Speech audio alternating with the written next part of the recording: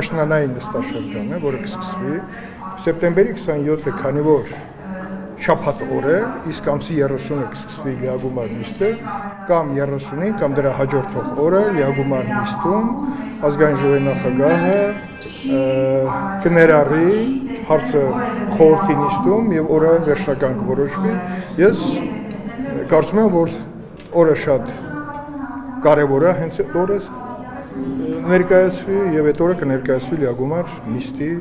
ընթացքում։ Հնչեղ բացահայտումներ սպասենք, պարոն Քոչարյան։ Դուք սենսացիաներ ման եք, դուք ման եք հետևանքների վերացման խնդիրների բացահայտում։ Ինչու այս շրջանում նստաշրջանում չեք ներկայացնում, մինչև արձակուրդ գնալը։ Որտեվ ճիշտը սեպտեմբերի 27-ից հետո համ սիմվոլիկ օր է, համ ճիշտ օր է, ավել ընդհանրապես կրքերը շատ հանգստացած կլինեն բոլոր առումներով քաղաքական եւ կարծում եմ, որ սա այն փաստաթուղթն է, որը շատ սպասված է, որովհետեւ կատարված է մեծ ծավալի աշխատանք եւ այդ աշխատանքը պետքա անհետևանք չմնա։ Կներկայացվի,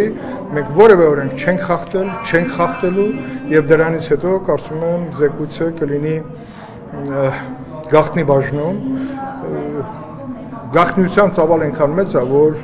համոզված եմ, որ նիստը կլինի փակ, բայց զեկույցը հասանելի կլինի պատկան մարմիններին, պետական ինստիտուտներին, որպեսզի ամեն մեկը զեկույցից բխող եզրակացությունների հետ կապված գան եզրահանգումների հանգեն։